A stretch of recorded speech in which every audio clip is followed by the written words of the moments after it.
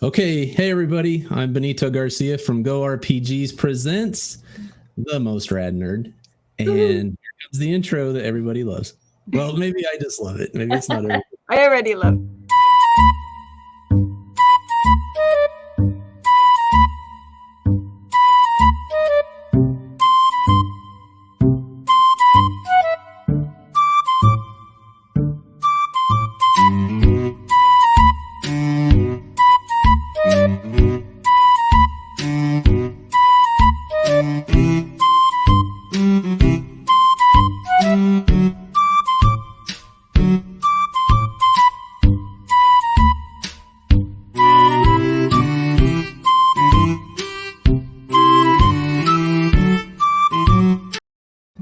I do love it. It's amazing. I don't know what I expected, but it wasn't that. It was better than anything I could have expected. I was just like, what's the most ridiculous Monty Python-ish goofy intro I could do? So that was mine. Right. The Happy Village music, it makes me so happy. Okay, everybody out there in internet land, I am super excited to have Katie Otten, Jessica Johnson are here to talk about Innerworlds. And I got to see all of them together at Alamo. Was that 2 weeks ago? Gosh, I think so. Yes. It was so awesome. It was so great to see them just back to back and just run together like a short film. Mm-hmm. Yeah. So let me take 1 minute. I want to talk about Synergy Nation Network, the network I'm very lucky to be a part of. I had a hiatus. They kept me on the roster, but I didn't do anything for like a year and a half, maybe 2 years, maybe. So I came back strong and with a great guest like you guys. So if you head over there, here's what you're going to see. If you head over there, there are all these really super cool shows. Yeah. There's tons of podcasts. After the credits, Meisenplastered, which is a really cool podcast about working in the food industry. Like, who would think that would be a podcast? Yeah. It's awesome. It's really funny stories and just. They asked me to be on because I was talking about being a busboy when I was 15, and I was like, I got Nice. 15-year-old busboy stories because I worked there with all my friends. After the credits, I said earlier, the Weekly Geekly is sort of the flagship. So they do a lot of the Galactic Driftwood podcast. Katie. Yeah, I do the intro for them. Oh, that's right. That is your voice. My voice, yeah. Right. Go RPGs, which is the best one on there. Just ask. Talk Comics to Me, Dr. Ravenwood. That's really cool. That's a very tons of really cool voice actors, and it has a lot to do with movie serial killers and how when something happens in the real world, it happens in their world, which is like it's this weird crossover with realities, and it's really good. Deals with like Jason and Freddy and all those great guys. Between the Cheeks, I don't know. It's probably a porno one. I'm not sure what that one is. Thoughts and Shots. I like it all. Yeah. What's cool is all the shows are on here with what they've got. As new things come up, you can see what you like. So Yeah. it's super cool. That is super All right, cool. Bills, let's talk. I'm so excited. Here's what we're gonna do. I told you guys that I wasn't gonna tell you how we were gonna start the show because I wanted it to be a surprise. Mm-hmm. So Katie and Jessica, we're gonna do speed questions. Yay! I'm Okay. ready. Answer really fast. Right. Wait. Shake it out. So we could just take turns. Okay. If you want. If you have a good answer, though, definitely. Let's hear your answer also. Okay. We'll start with Jessica. Okay. Okay, you ready? Yes. Okay, let me get my list up. Yes. Okay, here we go. Okay. Jessica, favorite Powerpuff Girl? Bubbles. Bubbles. Is that one? Katie I think that's got one. a big smile on her face. Katie got one? Blossom for sure, but I like Bubbles too. I don't know. Mojo Okay. Jojo.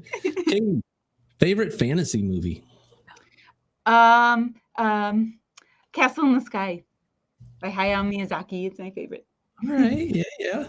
Good. We can just go back and forth. Okay, what's yours, Jessica? My favorite fantasy movie?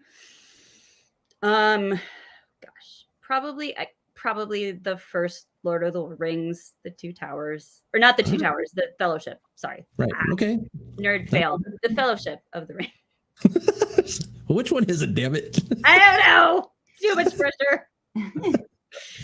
Okay, number 3. Katie, straight or curly? Are we talking macaroni?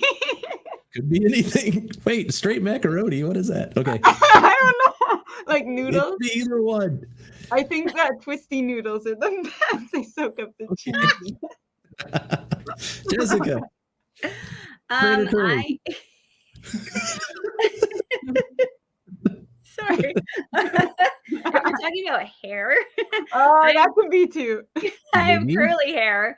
That I sometimes wish was straight because it's a real pain in the butt.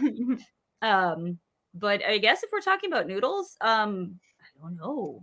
I try not to like prejudge my noodles. No, I get it. You know what? I'll For make them to one come to noodle me in for the them. form that they feel most comfortable with. Yeah. Okay. Yeah, for sure. You didn't answer that, but that's fine. Okay. We'll start with, let's do Jessica on this one. Okay. Do Wrangler butts indeed drive you nuts? I'm gonna say yes. Katie? Can you repeat the question? I said, do Wrangler butts indeed drive you nuts? I don't know what any of that means. I'm going to say no. I'm just going to be a rebel. The opposite of Jessica. I say yes, and then Katie says no, and then we've got it covered between the two of us. Yeah. That's true. Katie, you can look it up later. Wrangler butts drive you nuts. Okay. Here's one. Katie, favorite character on Stranger Things? I've only seen the first 2 seasons, I think. The third one. But I really liked the cool guy. What's his name? You like who? He's like a little bit older than the other kids. He's all cool. Steve. Probably. Okay. Jessica? It is a solid 50-50 split between Dustin and Sadie. Oh, nice. Okay. Nice. All right. Next one. Katie, Marvel movies or DC Universe movies? I honestly watch so much anime that I have not seen much of either. I had no time for either, huh? No time. That's okay. Jessica? It's a hot take. Marvel, hands down. Marvel. Hands Yes. down. Yep. Okay. Fast or slow moving zombies? Boy, I got I'm this gonna one. say that's a great. I'm gonna say slow. Mhm. Because then I just have more time to kind of like come up with contingency plans Yeah. Right? before I encounter them. But you also Yeah. have more time to like dwell on it, you know? Yeah, maybe like record it, post it on the internet. Yeah, if death is coming, I kind of want it to just be done. I can remember Sure. when that first fast moving zombie came out. Was it 28 days later? I think. And I can remember not knowing that they were going to be fast zombies ever. I didn't even know. Oh, sure. I remember being in the theater and those SOBs come sprinting around the corner, and I was like, You're like, wait, no.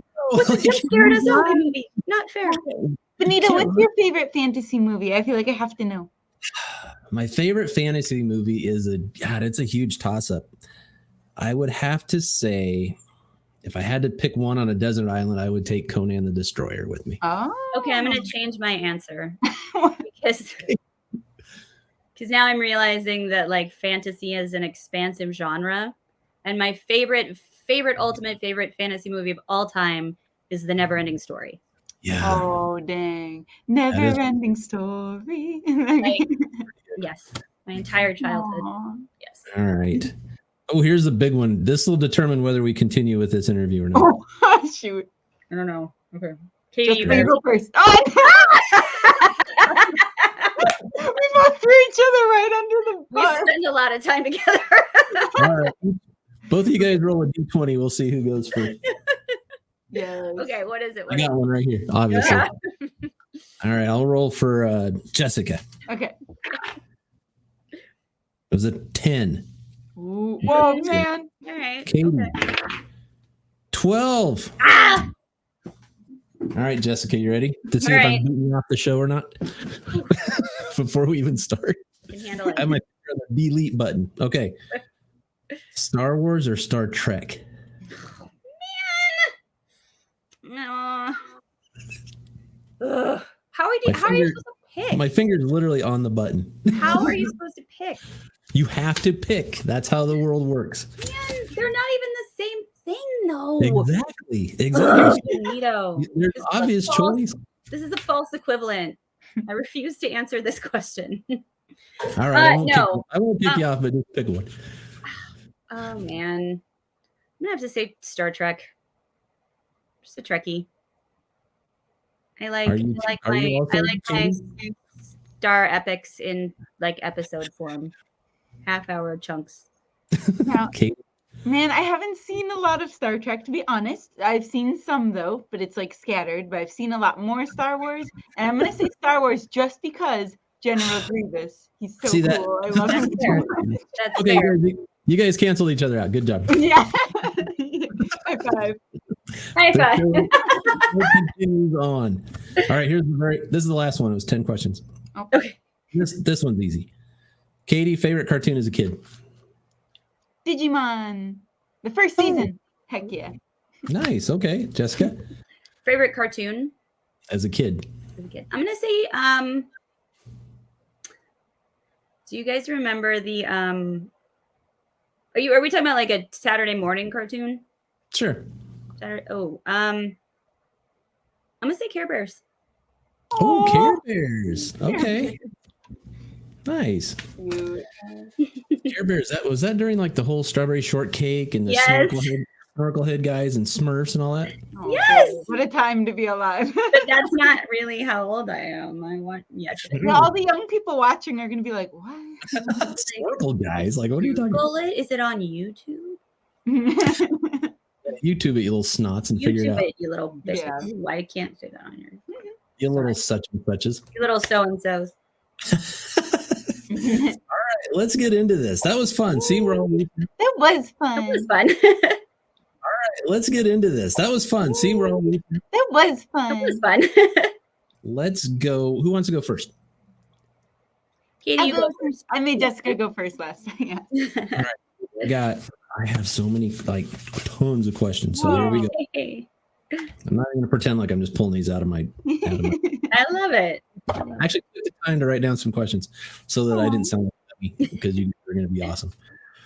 Okay, so first of all, Katie, is this the first thing you'd ever written? Well, yes. I wrote stories, back when I was a kid, but other than that, I never really thought of myself as a writer and hadn't planned to. But when the pandemic hit, we lost a lot of acting work, and I suddenly was like without a lot of jobs. And I thought, how can I be productive and still create something? And I had always wanted to write a show anyway, and I'd always wanted to be in a fantasy series. And it's so hard to just sit around and wait for that stuff that I thought maybe I should just write one and put all my friends in it and see what happens. And that's my next question: is you could have written about anything in the entire world, but you picked this. Was there something going on at the time that led you down that road? Was it like missing not being able to play, or you were still able to play online and that's what was in your head at the time? Yeah, great question. I was playing a lot of D&D, and I still do. I was in 3 games at this time. Now I'm in 4. And it had really so much taught me about myself and brought me closer to these friends that I thought I want to write about that process, because there's so many D&D shows out there and it's just people sitting and playing the game. But I wanted to really make a show about how does the game affect these people, and I also wanted to bring awareness to a lot of different mental disorders and various things, and this just seemed like the perfect way to blend all of those things. So yeah, I got you. That's cool. Yeah, out of all the things you could have wrote about, I'm glad you wrote about that. That's one of my favorite. Thank you. And then Jessica, first time directing. Yes. Questions about that. So many questions about that. Yes. Obviously, you're super nervous. But what did you do to prepare? Who are your favorite directors, and were you trying to emulate anybody, or were you just trying to survive? Ooh, well, I have had experience directing theater, so stage plays and stories that were done in that kind of medium, in that sort of acting medium. So, when Katie agreed to let me direct. The story goes that she and I didn't really know each other prior to getting involved in the to me getting involved in the project. But we had met up. It was about like 3 or 4 months after the pandemic had started, on like some totally other random occasion. And she happened to mention to me that she was writing this script, and then she was like, well, I have this little part if you're interested. And I was like, yeah, sure, send it to me. I'll see what. Yeah, sure. Need to do stuff, and there's no work, and I would love. And right, and then I read the story, and I read the script, and the best way I can describe it is that the like spirit of the story came down, entered me, and opened my mouth and said, I want to direct it. Katie, being amazing, was like, yes, please, because like I was going to direct it, but I'm also writing and producing and acting. And I'm like, yeah, that's a lot. Maybe let me help you. Let me take on some of the load. Right. And then I immediately freaked out because I was like, I don't know how to direct film. Right. And she was like, well, I've got a DP. I have somebody to handle the camera work. And I was like, oh, great. I will just focus on the acting part then. And making sure that like I'm doing what I know how to do as a director who is also an actor who works with other actors. Right. Then gotcha. Throughout the process, I learned a whole lot about being an actor who works as a director with other actors on film as opposed to on the stage. Right. And just the differences that come with that you have to kind of keep in your mind when you are the director. Right. So I've directed a few things, but not acted in it. So right. Director, and you're watching things happen in real time. You're like, ooh, I want to make that change, or ooh, I want to make that change. Right. So did that happen to you while you're acting? You're like, ooh, I want to make that change, or did you go back and like watch replays of the scenes that just happened? How did you know, or how did making changes work for you? Right.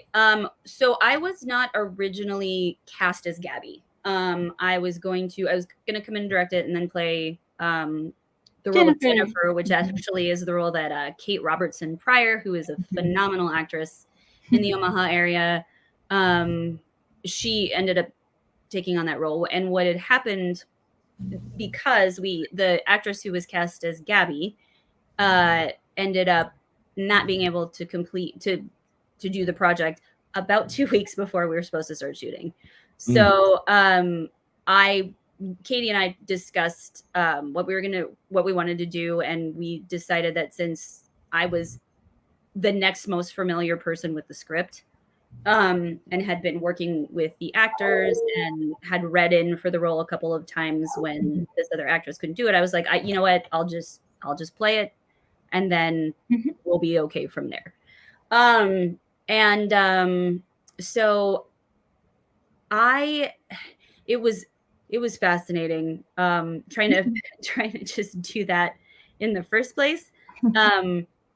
I think we didn't have a setup to where we could watch dailies for the filming of the first season. We now will for the second season. So I'm interested to see how that goes.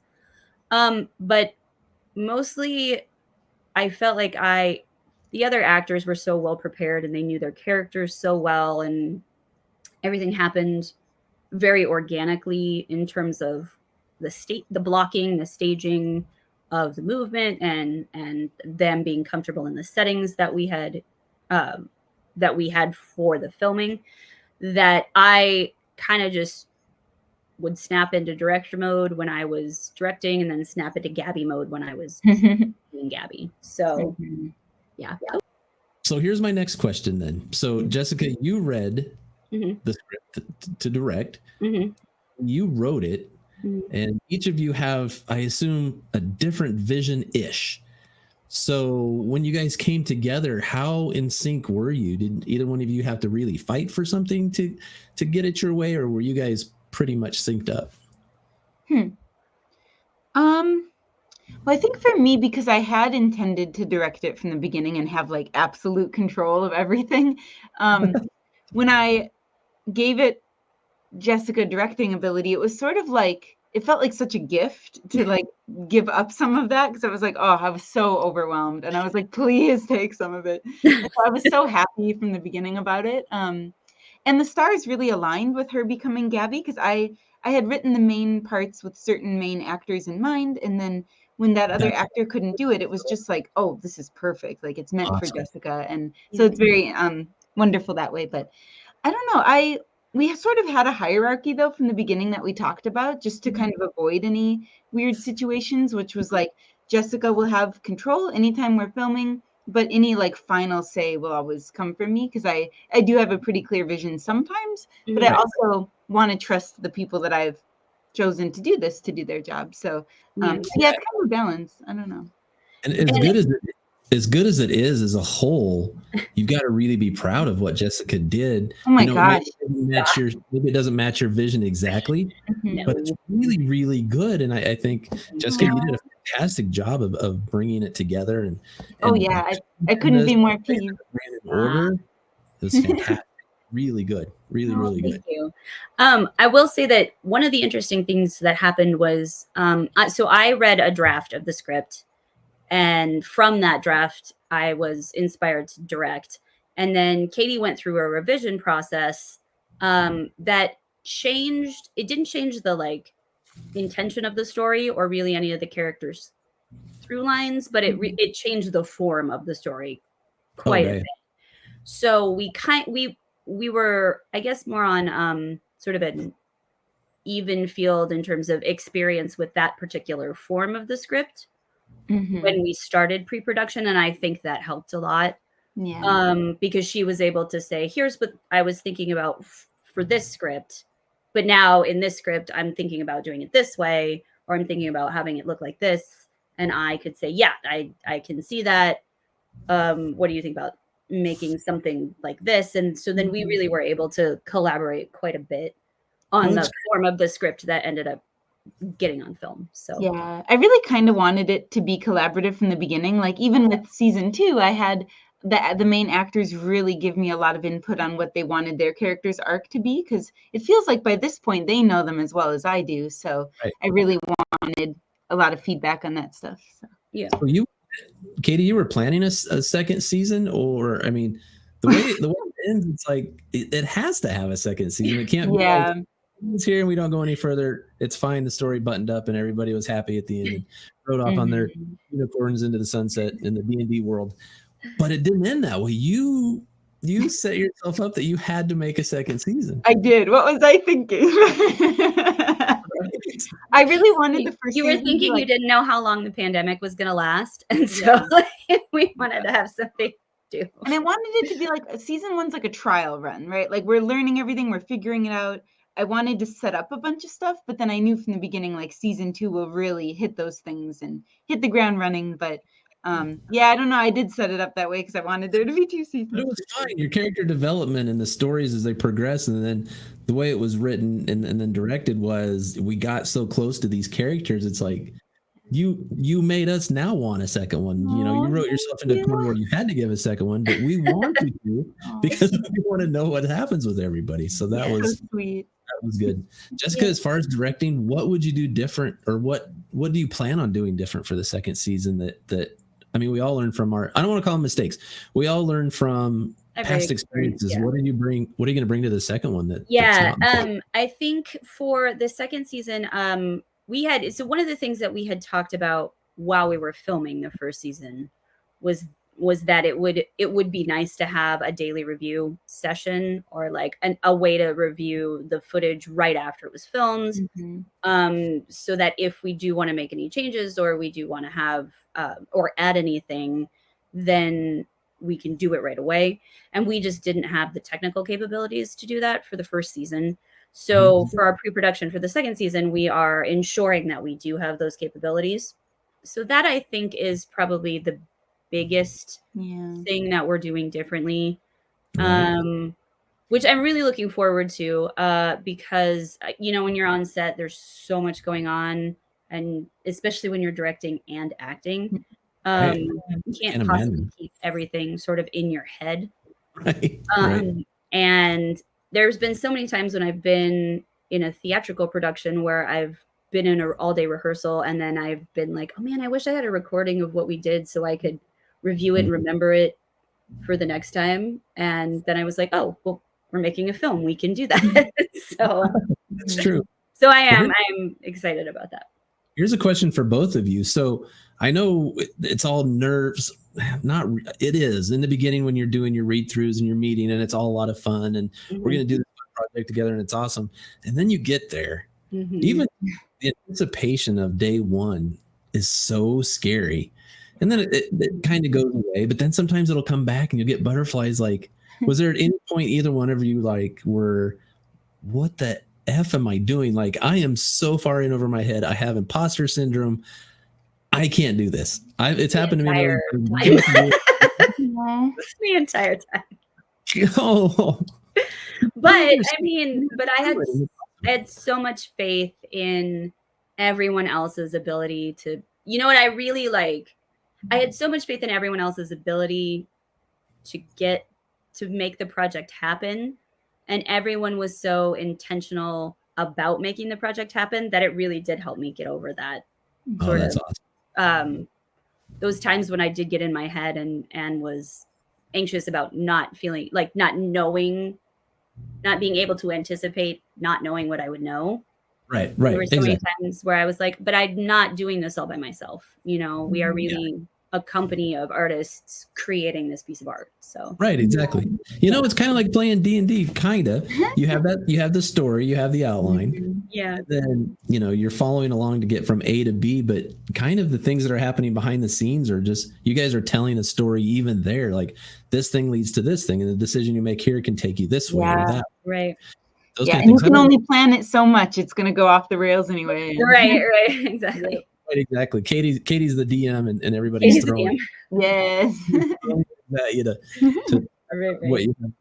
What about you though, Katie? Was there any point that you were like, man, I don't know, I got this, I made this giant project and now I'm not so sure? Were you as confident as Jessica that it was going to happen? Yeah, even in writing it, I didn't really intend to make it. I was just like, I'm going to write a thing. But once I got along in the writing process, I started to love the characters so much that I was like, well, now I have to make it. So there was you said you had actors in mind. Yeah. So after writing, did you reach out to them, or did you wait till it was all done and then reach out? I wrote a few versions of it and then I reached out to them.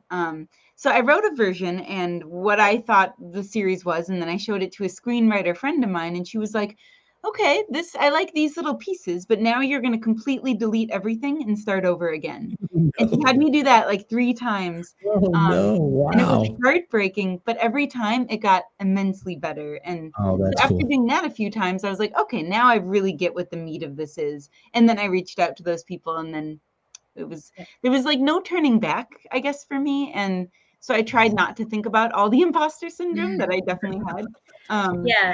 Every day. Yeah. But there was a moment, one of our first shooting days, we were sitting around the table, all of us main cast, and we were saying the lines and doing the stuff. And I just sat back and listened for a moment, and hearing these words that I had read over a million times by these people that I had wanted in the room, and they had become these characters. It was so surreal and beautiful. And I was just I was overcome with emotion. Oh, I bet. Yeah. So once some of your actors agreed to do it, did you write with different vigor and energy, and once they've signed on, or was it basically written by then? I think I did a few more more minor revisions. But yeah, once there were people on board, it was okay, well, now I owe it not just to myself, but to them to make this happen. So. Oh, that's awesome. That's awesome. It drives me nuts when you get excited about something and then it doesn't happen. So I didn't want to do that to anybody else. Yeah, exactly. Let me bring this up here real quick. Benito, are you going to direct something again soon? I don't know. Look. How do we? Our page. Look how cute. It's us. It's the peeps. I have a question just real quick for Katie. And this, I hope I word this right, because as I watched it and I watched your character, we didn't get a lot of backstory of you as much as we did on everybody else. We got a little hint, a little maybe a little thorn in my side was ooh, I wonder what that's about. And, as it went on, of course, we got a little bit more, but here's a question that's going to rattle your skull. Oh gosh. What did you like about your character? And what did you hate about your character? Oh boy. What did you like about the character you wrote for yourself, Katie? And then what did you hate? Yes. Oh my God. Which part? The second part we'll get into, but the first part, what did you like about your character? So Bridget is kind of like past me, but I feel like a little more like I made her a little bit of a more extreme version of myself, I think. Maybe she's just me. I don't know. Honestly. But yeah, it was really exciting to explore getting to write my own story, and we do only see little bits of it. We'll see more of it in the future, but yeah, I don't know. There was something like I think it's important though as an actor to be able to find the separation. So like I consider her to be past me, but also Bridget is just her own entity. You know, she's not. It's not me playing me because I think it's important to know where that separation lies. So, so what I like about Bridget though, is she truly like wants everyone to be happy, and I think to the extent that she sometimes forgets about herself, but she just cares so deeply for these people and tries her best for them. Okay, so if you were an outsider looking in, Oh boy. and you're meeting Bridget for the first time, was there anything about Bridget that kind of got under your skin, sort of irked you about her? Wow. Either going to continue with or change? Was there just something about her? Like, God, I just every time she says something, I just want to knock her out. Man, if Bridget and I were in a room, it would be chaos. It would be a lot of energy. It'd be wonderful. I think sometimes she says things that she's very oblivious about. Like to Gabby especially, she'll say things and be like, da da da da da, and then later realize, oh, that was probably kind of a hurtful thing, or like I didn't even think about it. So I think that would drive me nuts. She doesn't always think before she speaks. She doesn't have much of a filter. Yeah, right. All right. Well, Jessica, about Gabby. So Gabby, a very strong, in your face, sort of angry person. And from reading the script, we're going to get more into why that is. But where did you draw inspiration for that character? Because you really did a good job of coming across as sort of a badass, I'm going to kick your rear end. Is that sort of your personality? I always wanted to play sort of an action star antagonist type of character. And I think I channeled that into Gabby. I don't know if that was the original vision that Katie had for Gabby's character when she wrote her, but I was like, I'm going to bring all this like intensity. I had come off of about a year before I joined the project. I had been involved in another project that was the feel of it was very post-apocalyptic.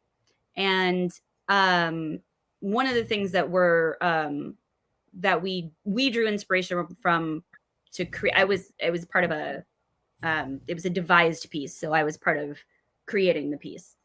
Was, what does it really come down to when you are like, if you kind of strip away the sort of social niceties that you have to have to interact in a specific society, and that society is gone, what kind of interaction style would you have? Right. Gotcha. Got you.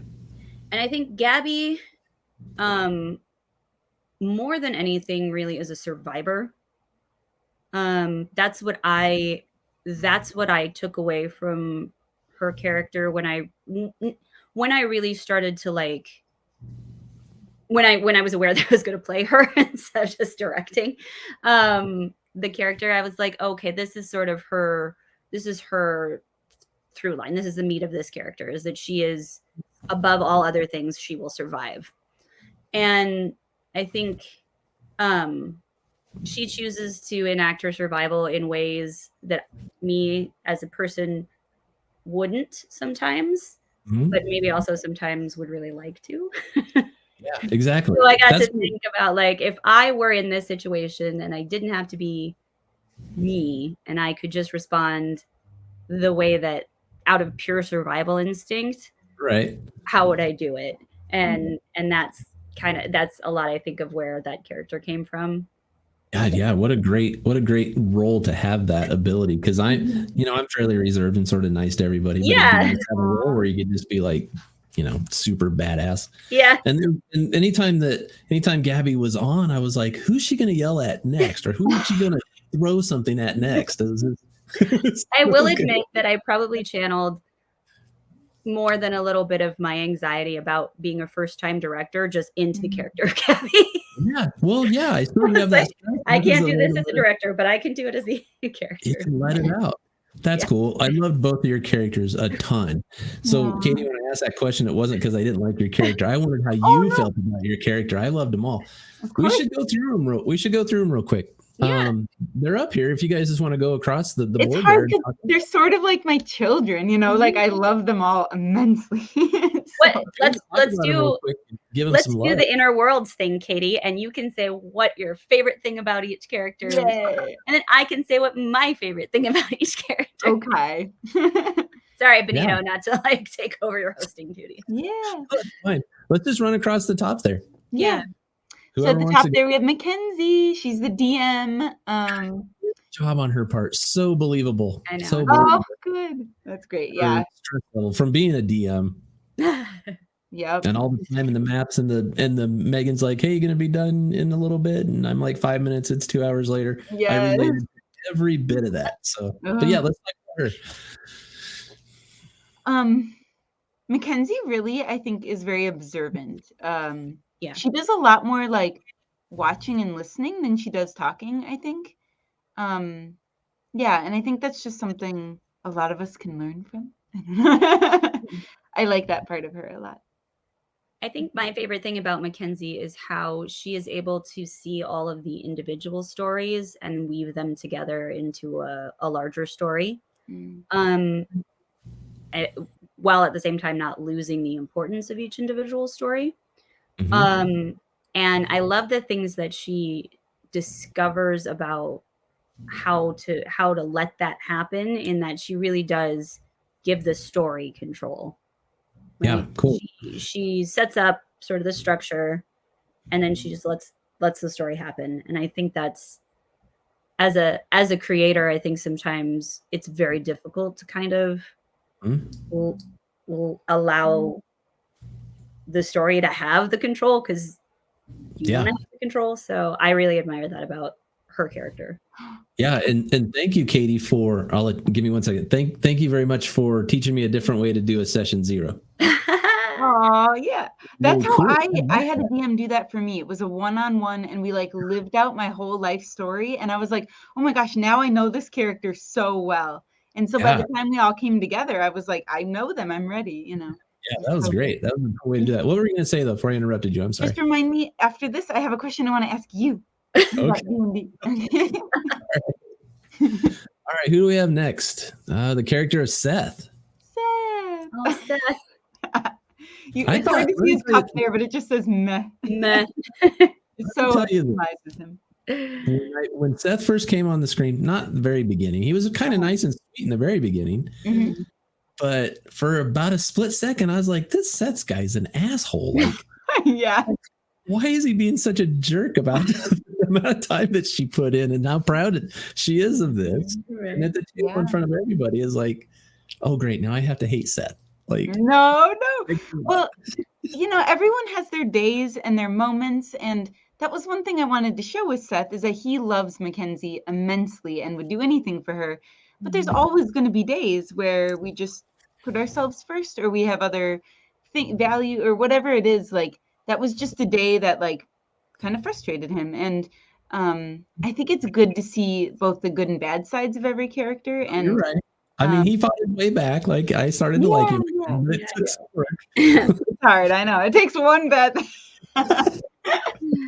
But no, he's someone that has a bit of a barrier up a lot, I think. And I love the moments where that like slips just a little bit and we see the more kind of vulnerable side of him. And I think that's the thing I like about him, is he's, I think, very sweet and gentle. We just only see bits of it now and then, Sure. Here's a question for you, Katie. So nobody just pulls out of thin air the condition he had where he couldn't visually imagine or see things in his head. That doesn't just come out of nowhere. You either know somebody that's like that, Katie, or you saw a documentary or something that you're like, that's very fascinating. I'm going to have a character do that. How did you know, Benita?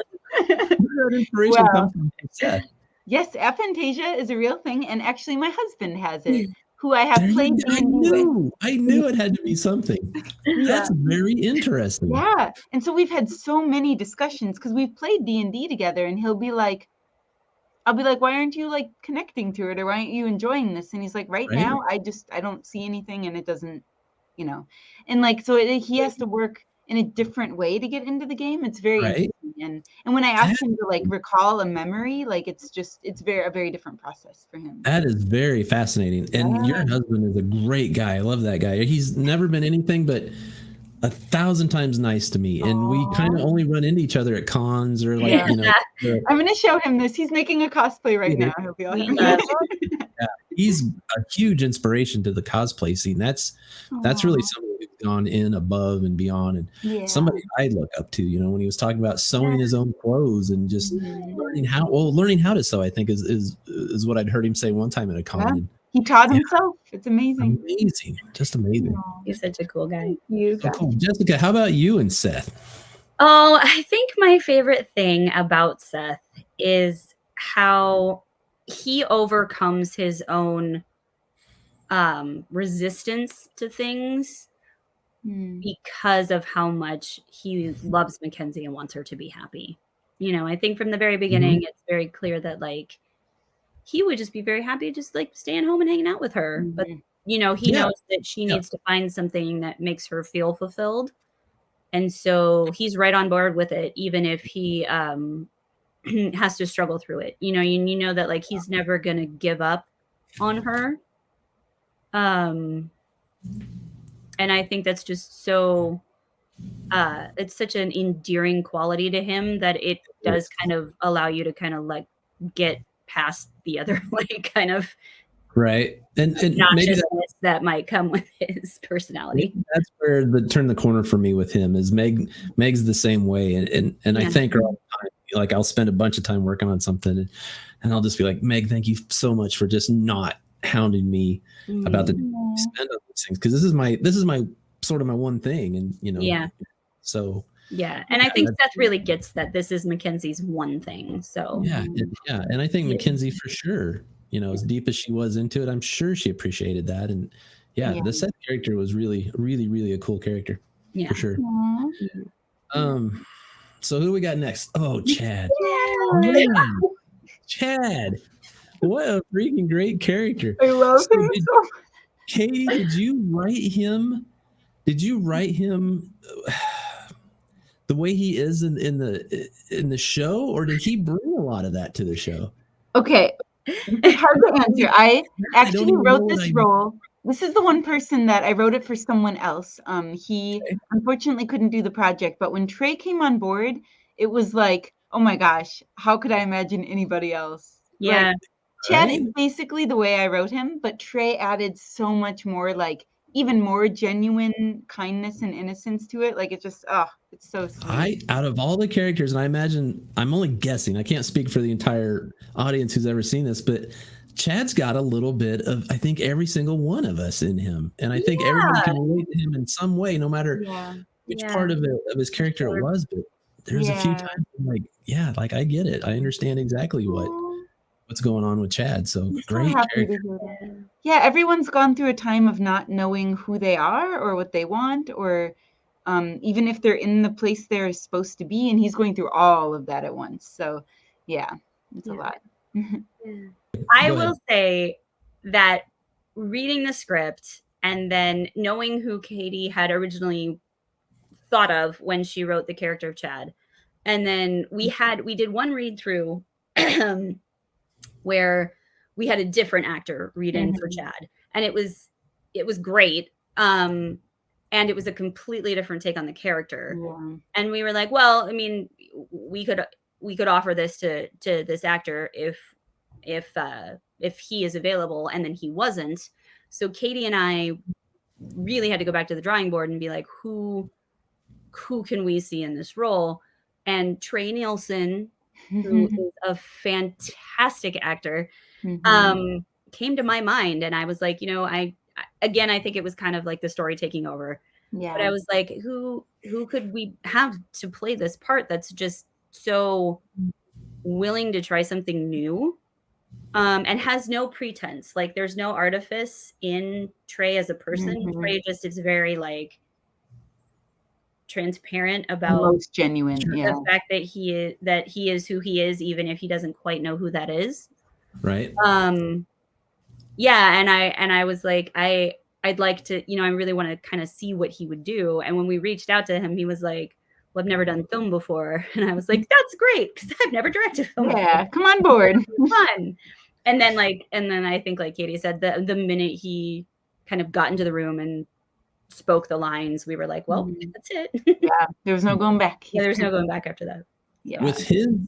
With his acting, like, I didn't feel like he was an actor acting. And maybe that's really the way he is as a person, but I never felt like he was acting. I just kind of felt like, I don't know him at all, but I just assumed if he wasn't shooting this or in this, and I ran into him on the street, I felt like that was probably really who he was. Can you speak to that? Is that just sort of who he is? Trey definitely has his own personality. That isn't the same as Chad. He's much sassier. I love it. He's much sassier. He is much sassier. Yeah. But I think that he was so it was so refreshing to have a theater actor in the room who didn't try to push themselves to go over the top. When you're trained as a theater actor, you're trained to project all the way to the back wall, right? And sometimes the learning curve is knowing where the back wall is between a stage and a camera, and Trey knew right exactly where that back wall was. So he just came in, and if you were to see a stage version of Inner Worlds, you would see that same level of character, that same sort of character, but just projected for theater, for a theater space as opposed to a camera space. And I was just like, well, that's great. Awesome. Well, great actor. I mean, I'd love to meet him in person. How about the bow tie? And also, yes. Yeah, that was his signature. That was his, all of the characters kind of had a signature, like everybody had a signature color. And everybody kind of had.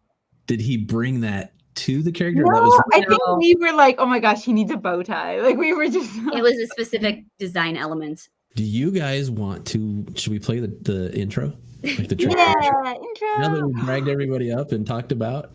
Written by Sawyer Martin. He's amazing. Local composer. I think I can just click on this. Let's see.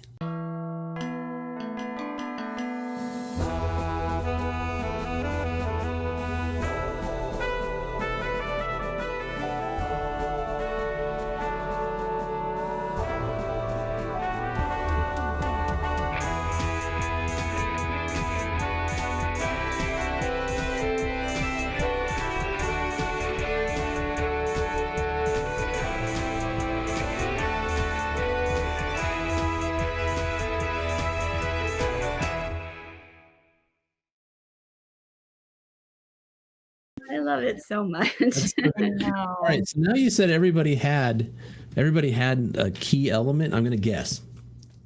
All right, so Gabby was the sucker. We need an intro. Chad was the bow tie. Yep. Seth was coffee. Yeah. Oh, we got a cup of coffee. Bridget was your backpack. Yes. And Mackenzie, I want to say either pajamas or. I'm going with pajamas. I don't know. She's sort of always wearing like a nerdy shirt. It was her glasses. And her glasses. For the intro part. For the intro. So how close was I? That was pretty good. That was pretty good. Man, my backpack has 1 million pins on it, and I love it so much. Oh, that's awesome. Super cool. Okay, here's a fun question. So Jessica, if there was a movie about your life, who would play you? Who would you want to play you if it was a Hollywood movie? Who would I want to play me if like the movie was about Jessica Johnson's life? Jessica Johnson's life. Oh, I don't know if I would wish that on any stuff. actress. What? I said, and all the Shakespeare stuff and all the everything that encompasses your life. Who would you want to play you? Can Katie go first? Well, I don't know. Hold on, let's roll and see. Okay, here we go. A 12 for Jessica. Mm-hmm. And a 9 for Katie. Boom! You have to go first. At a Gabby moment. Sorry, Gabby moment. Well, if it had to be live action, which I gotta say, I'd prefer it be animated because that would be awesome. It would be, yeah. It would just be so cool. But if it was live action, to be honest, I didn't really ever see myself being in film. This is going to sound so weird until I saw the movie Enchanted with Amy Adams. And I remember watching it and being like, oh my gosh, I was born to play that role. I could see that. Yeah. I love that. And that's the first time I was like, maybe I could try film because there's stuff like this. That's really cool. Yeah, that's a I cool think story. honestly, Amy Adams like inspired me to try film the first time. So I was like, I think she could play me really well. I don't know. Awesome. I Cool. love that. All right, Jessica, you stalled me Okay, on I think, gosh, if I could pick any actress to play me, who I think I have maybe well, in my, like, you know what? Never mind. I'm going to take it back. Natalie Portman. Natalie Portman, why? I love Natalie Portman, and I think she's so incredibly talented. She's so incredibly versatile. She was in the Star Wars universe. She's in the Marvel universe. She was also an anorexic ballerina. Like, I mean, you know, and then I remember the first time I ever saw her was in The Professional. She was like, yeah. You remember that with I've seen it a bunch of times. Or whatever. And I remember watching her and being like, oh, wow. Like, she's really good. Yeah. Wow. Yeah. I like that. And then that scene where she's in front of the door crying and saying, let me in. And that's just heartbreaking. Yeah. Walking past all the dead family and great and movie. very vainly, somebody once compared me to her and I was like, I think you're insane, but also I will take it because when I was much younger, I used to get Keanu Reeves. I was like, yes. I can see it. I can see it. When I was younger, I'd get it once in a while. Yes, I Canada. Yes, I Canada? Yeah. Is that what you said? Boom. What? My favorite, Keanu Reeves plays Duke Kaboom in Toy Story 4.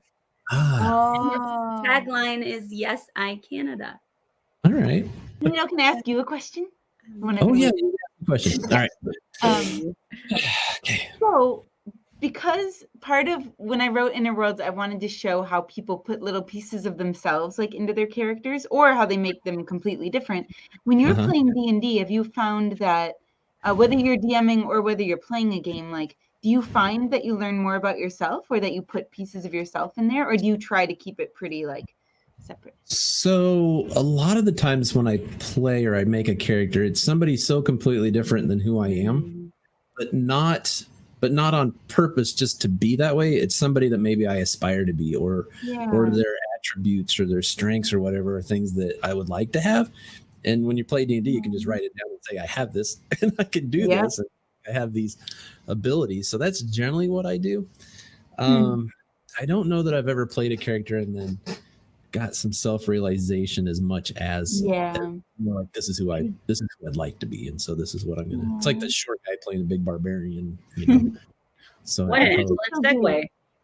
Oh, that's right. Sure. Yeah, can we share? Speaking of which, season 2, Benito's going to be in season 2. We're so excited.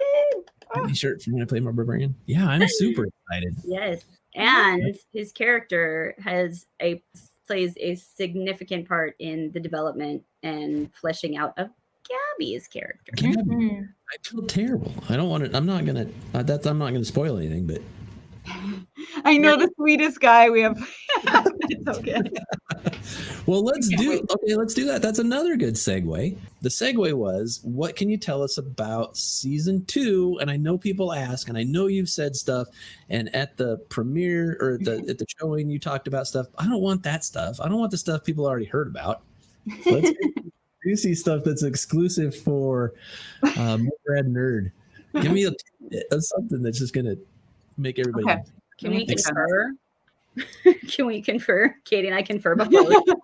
No, let's each share something, Jessica. Okay, all right. Share a tidbit. I don't want you to be like, oh God, I shouldn't have said that. That was too much. Well, I do want you to feel that way, but I also don't want you to feel bad about what you said. So, but give me something good. Gosh. Well, go ahead. You go ahead. You go first. I was going to say we've seen Seth and Mackenzie together. We have seen Seth with Jennifer, his ex-girlfriend, right, living in the same house. Like, he's lived in that house. She left, and then Mackenzie came, and like, okay. And we've seen them on a date. We've seen all this stuff. She comes back into the picture a little bit. Not like they start dating again, but we see them interact, and so we get a little more closure and a little more information about that. That's exciting. Okay, I'm going to suggest a rewrite. Okay. Because now you just told me she comes back, but nothing happens.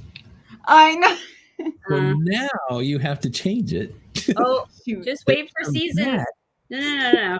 Just wait for season 3, Benito. We've already got ideas. We do have big ideas. We've already got ideas for that. All right. Okay. Jessica, how about you? Give me some. I will say one of the things I'm very excited about for this upcoming season is that we have hired a fight choreographer. Mm-hmm. So you will actually see some battling. Yay. Yes, which in the fantasy world. Well, okay. Yes, and see a little bit more of how characters in the players' lives manifest in the fantasy world. Okay. Specifically during battle scenes. Nice. Okay. Yeah. I like it. So I'm excited about how we're going to pull all of that off. That's cool. Well, let's talk a little bit about crew. I kind of thought, I'm looking now, maybe Mark Popejoy tried to join like an hour ago and I didn't let him in, but okay. No. So let's talk about your crew. We've given, you guys deserve all the love for sure because the show's so great and the other actors, but what about your crew? What about the people that are behind the scenes that, they don't get forgotten, but they don't go out on the interviews and talk about things. So let's get some love for those guys for sure. Yeah. I mean, I think we have to really acknowledge both. So we had a director of photography who filmed. He was in charge of all of the actual capturing all of the footage for season 1, and that was Cadet Fowler, and he did a great job. Mm-hmm. And then we had an editor who actually helped us cut all the scenes together into the episodes and then put them out. And that was Alexander Hamilton. Yay. And we cannot say enough about Alexander Hamilton. He really is integral to the process now of Inner Worlds. And so we have him on board for season 2. Yeah, good for you. All any and all future seasons. You just Alexander, you can't go anywhere. Okay. We're here signed with us for life. And Benito, you mentioned Mark Popejoy. He is the other part of our producer trifecta triangle. Yes. He made sure everyone was fed on set, which is huge. Not something I had even really thought about, but is a lot of work and something you have to think about. So, he was just really good. Pack your lunch. And he's just a wonderful, energetic presence. Yeah. He's always very we're going to get it done. He's a go-getter. He is amazing in that way. So all the times we were nervous and we were I don't know, he was always nah, it's going to work out. Yeah, he was very, very encouraging in the way that you need to be encouraged, not in sort of a stop whining. Yeah. And Mark is brilliant to have on set because he can literally do anything. He ran camera, he did the clacker, he was location scout, he got us some producer, he he got us fed. He like, and then he also played a role in the show. So he's just great. So it's in his blood. That's just, I think he wakes up in the morning thinking about it. All throughout the day he's thinking about it. He goes to bed at night thinking about it. I worked with him on a ton of projects, and then just had him in my projects too. It just made sense.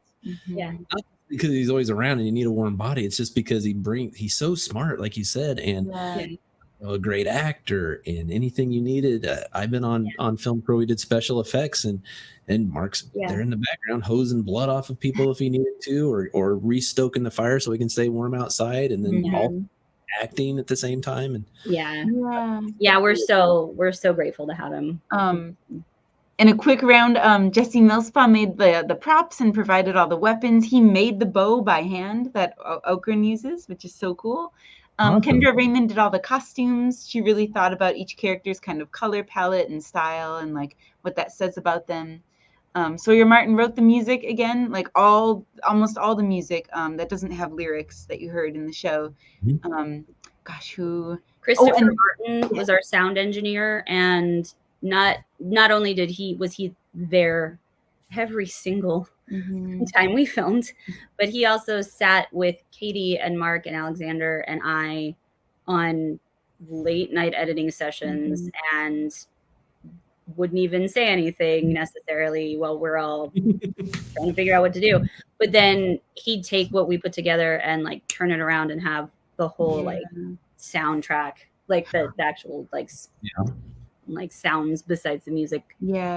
And Heather Waite did all the fantasy stuff, like the wigs and the ears and the makeup. Really, really cool. She's gonna do a lot of cool stuff in season 2 too. So. Oh, that's great. Yeah, I've worked with her on a lot of things too. Yeah. So how about season 2? Do you have any shout outs for what's going on there? Yes, we're very excited. So season 2 producing crew is still myself, Katie, and Mark Popejoy. This season, I am so incredibly fortunate to have not one, but 2 assistant directors. Courtney Sizik is my first assistant director, and she is also our fight choreographer. And then Joshua LeBure is my second assistant director, and he's also serving as script supervisor. Oh, awesome. Which is amazing. Yes. That's huge. So I'm very, very excited about that. Yeah. And then our camera crew is anchored by Nathan Ramaser, who's our director of photography, and then Tanner Harris, who is serving as kind of all of the other things. We shoot with 2 cameras, which was a whole adventure last season, and we were really lucky to have Joe. Oh, I'm gonna mess up his last name. Joe and Jasper, Joe Aguirre and Jasper Sweet from at the time it was Dissolved Media. They came and helped us out.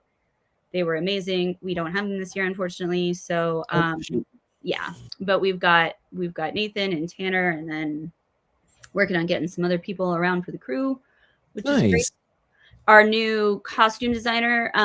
So for costumes, unfortunately, Kendra Raymond can't join us for season 1 as costume head. So I'm sorry, what did I say? Season 1. It's okay. Season 2.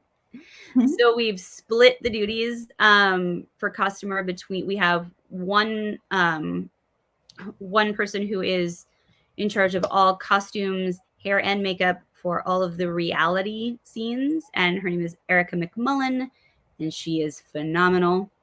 And then Heather Waite is going to take over not only fantasy makeup and hair, but also fantasy costumes. So, yeah. Oh, that's amazing. That, again, is a testament to how good the first season was. I mean, people want to be a part of it. How great. And then this year we've got, or the second season, we've got Curlin Cisneros, who is assisting Christopher Rowe with sound engineering. Who is just a wonderful, wonderful technician and also just a great person to have around. Awesome. And then Katie, am I forgetting? I don't think. Oh, Jesse Millspaw again is doing props and actually playing a role. And playing a role in season. Yes, kind of a significant role in season 2. And Paige Nola is actually assisting him in prop development. as well that's as continuing to play So Mackenzie. your Martin will be back for music again, which is awesome. Mhm. Yay. That's great. Fantastic. Well, for my part, I've got swords and like Yeah. things. Yes. Katie, if you ever want to come over and look at something that looks like We're it gonna might raid help, the cave. Don't or worry. you're, About miss- or you're missing something and I might have it, you're more than welcome to it. Thank you. Cool. Well, we need to talk about your Indiegogo. And I didn't move it all the way to the end because it's not important. That you guys are just so fun to talk to that we finally got to it. I know. Right. So you guys are working on, well, that first season was 100. Can you get smaller than micro budget? Can you get mini budget? No budget? We raised more money than we expected for season Oh, 1. So that was great. great. Season 2 is going to cost more just because we have more people involved and we want it to be bigger and better. So, so we're hoping we want to pay everyone involved. We really want to like bring more paid work to Omaha. So we can only do that though if, we find right. Everybody jumps on. Yeah. Oh, cool. I know, when you don't have a giant budget and you learn how to do things and make things work, and it's a lot of fun. It's stressful, but it's really fun to work together and be like, hey, we did that on, when we only had this and we made this. Yes. Exactly. Fantastic. Let me bring up the Indiegogo. Give me 1 second and I'll share the screen and everybody can see it and see what's up. It goes till July 2nd. What's that? It said it goes till July 2nd. People can get on board. Oh, look at you guys. $600. Huh? Nice. $600 almost. That's awesome. $600. You're right there. Yeah. Cool. Of our $12,000 goal. Now you'll get there. That's right. Yeah. So you can see here our awesome season 2 poster. And so you can get a signed copy of the poster. You can get keychains and Funko Pops and all kinds of awesome stuff. Oh, that's cool. Yeah. And every perk like comes with all the stuff before it. So that's really, really cool too. I got it. Yeah. And just some cool merch. We, if though you miss the Indiegogo or you kind of don't, it's like complicated and you don't want to deal with it, we also have on our website just like a donation button. So if that's something you'd rather do or want to be anonymous, that's another way to do that too. But here, let's click. It says our website. Let's check that out, and then I'll go back. Yeah, there's our website. It's awesome too. I love the colors. That season 2 poster is so good. Heather Wade did that. She did? Yeah, she did our photo editing. It's so cool. Yeah. I used to use Heather. We would work together on some things once in a while. We didn't work together on the special effects too much. She would do films and I would do films. But sometimes, well, most of the time, before I became sort of a prop builder that I felt okay with my stuff being on film, we would go together all the time. And I would tell her a movie or project we're working on, I'm like, I can splash blood on somebody, but I need a bear claw trap. Yeah, right. And I need you to build that. And she was so good about building props. And yeah, she's amazing. Amazing. Yeah, she's wonderful. She designed both posters for season 1 and season 2, and she took all of our photos. So Oh, nice. You should have had this up instead of the Facebook page. Look how great your website is. Thank you. I made it myself.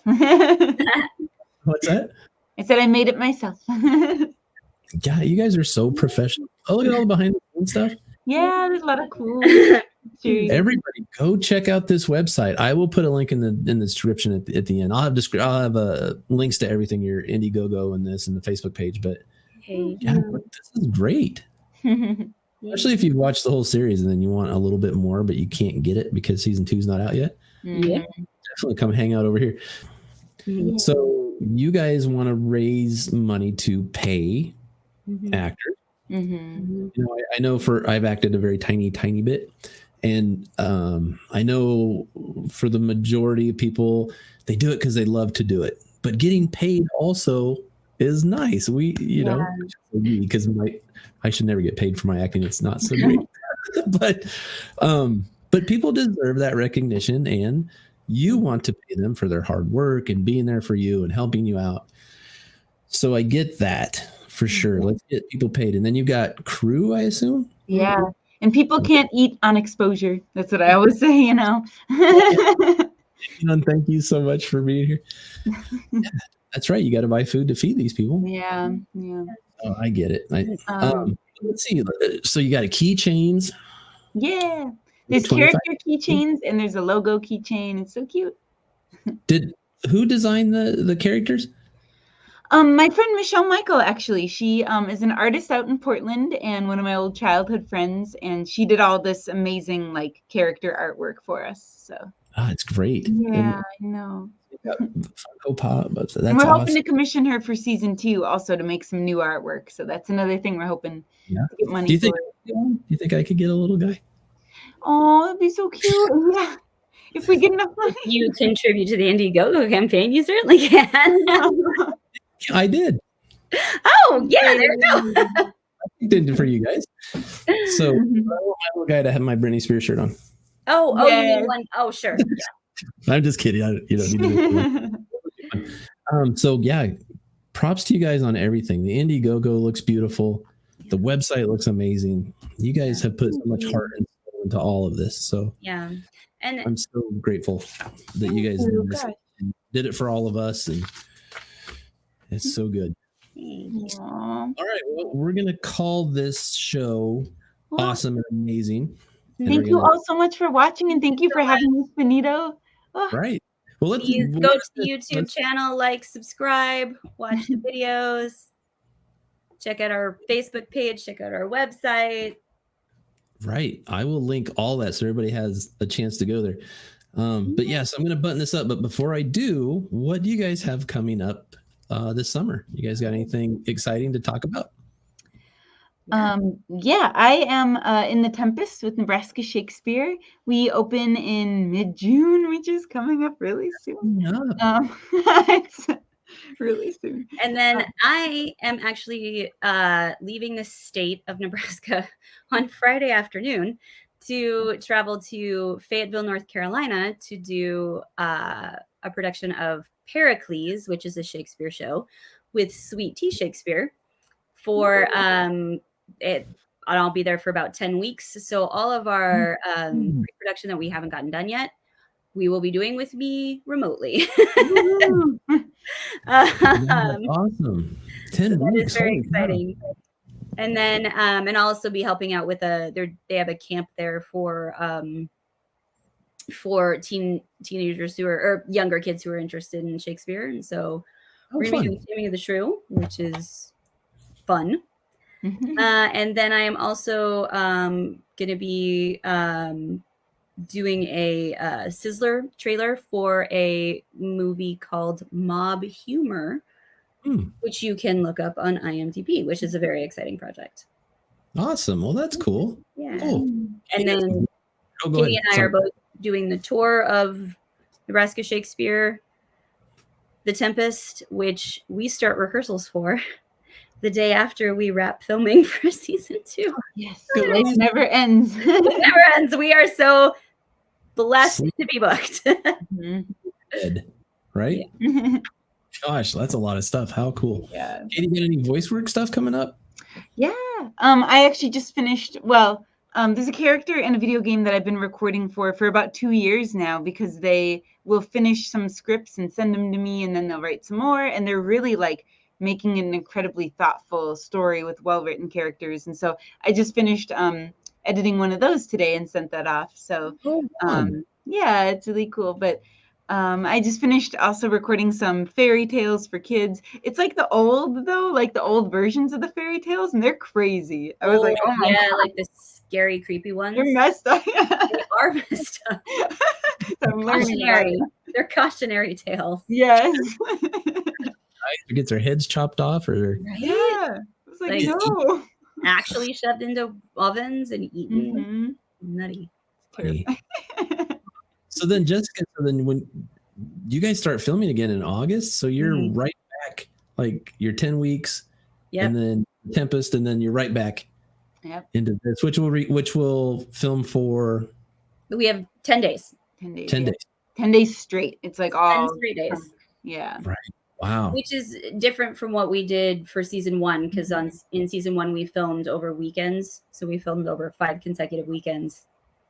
Yeah. And this year everybody was gracious enough to give us that chunk of time. So that's awesome. When I got not only did I get the script, but I got the shooting schedule and all the area, and that is so well organized. And it really takes, I've worked on some other projects, and I'm probably guilty of producing projects and not being that clear or that nice. And but when you're like, I'm kind of a jerk because I didn't do that because this is so nice. Yeah. Oh, thank you. Well, we didn't know either until some of our crew were like, hey, you should make this thing. And I was like, oh, yeah, I probably should. Yeah. So we was all thanks to them. Like Jessica said it before, you don't know what you don't know. Right. Like, and then, and we've been really lucky. Me especially have been really, really fortunate that people have been willing to share their knowledge with me. So that I can learn. Yeah. All righty, guys. Well, Most Red Nerd, hooray!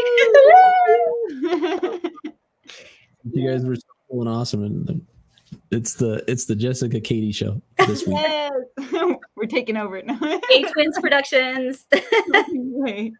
All right. Well, I wish you guys the best luck on everything that you got coming up with your busy schedules, and thank you so much for being on the show. Just as soon as I got to see it in the theater and got to see it all run as once, I was like, I gotta really talk to these guys. It was so fun. Yes, and watch for the YouTube channel because we will be putting the compilation cut on there sooner than later. So keep an eye on the YouTube channel.